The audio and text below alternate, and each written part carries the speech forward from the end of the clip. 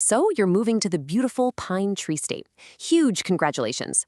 But hey, before you get too comfortable and start exploring the coastline, there's one absolutely critical bureaucratic hurdle we need to clear. Believe me, knowing the exact step-by-step process of transferring your out-of-state driver's license to Maine is the ultimate secret to a hassle-free, perfectly convenient transition. Let's dive right into this explainer and master what I like to call the bureaucracy playbook so you can get settled completely stress-free. Okay, did you know that taking too long to unpack your boxes and get your paperwork in order could actually land you in jail? I know it sounds a little overly dramatic, but I'm completely serious. Procrastinating your license transfer in Maine isn't just an annoying administrative chore.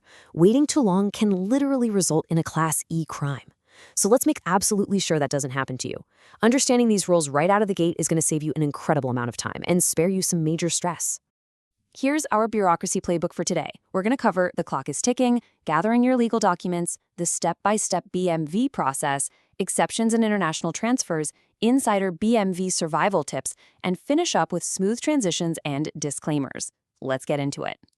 Section 1. The clock is ticking. Escaping the legal pitfalls of moving. Okay, so Maine law officially considers you a resident if you do things like work, vote, run a business, or just live in the state for 7 months of the year. And the moment you hit that residency threshold, the clock starts. You have exactly a 30-day grace period to get that license transferred. Now, if you get pulled over between days 31 and 89, you're looking at a traffic infraction with a fine anywhere from $150 to $500. But trust me, the penalties for waiting escalate really fast.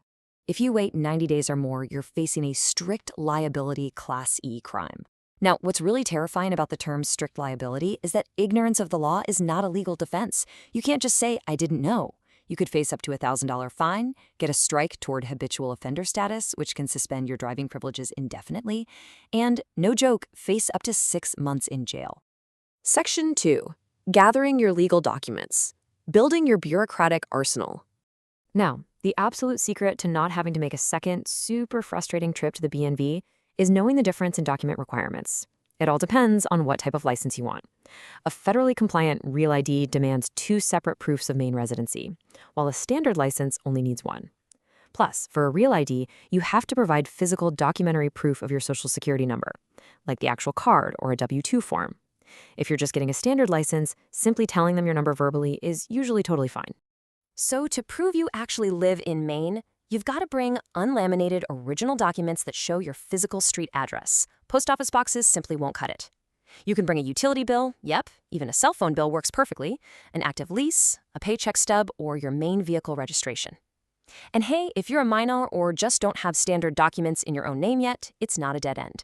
The state allows you to use a formal residency affidavit, sworn by someone who can officially verify where you live. When it comes to proving your identity and legal presence, listen up. Photocopies are strictly forbidden. Don't even try it. Bring your original, valid U.S. passport or your green card. And here's a critical detail that trips a lot of people up.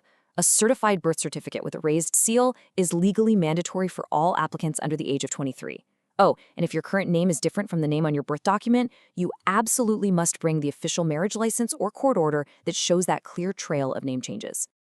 Section 3. Step-by-step BMV process. Executing the game plan in person.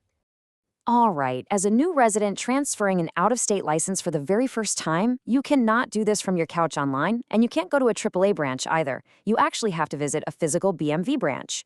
When you step up to the desk, you'll hand over your old out-of-state license, and they'll automatically cancel it for you. Then, you'll prove your visual acuity by passing a quick standard vision test right there in the office. And finally, the fun part. You pay the fees. So, what's the damage? For a standard Class C passenger license, assuming you're under 65, expect to pay a grand total of $65. That breaks down neatly into a $35 application fee and a $30 license fee. Now, if you're opting for that Real ID credential, it's going to be slightly more. Once you pay, they'll hand you a temporary paper license that's valid for 60 days, and your permanent hard card will just show up in your mailbox in about 2 to 3 weeks. Easy. Section 4. Exceptions and international transfers. Handling the edge cases. Now, there's a pretty massive difference in this process depending on where you're moving from.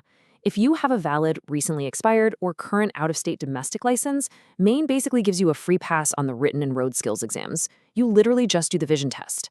But for our international arrivals, it's a bit more involved. You must surrender your home country license, hand over specialized immigration documents like an I-94 form with an unexpired status, and, yep, you have to pass all the Maine driving tests from scratch, both the written knowledge test and the behind-the-wheel road exam. Here is another incredibly vital edge case.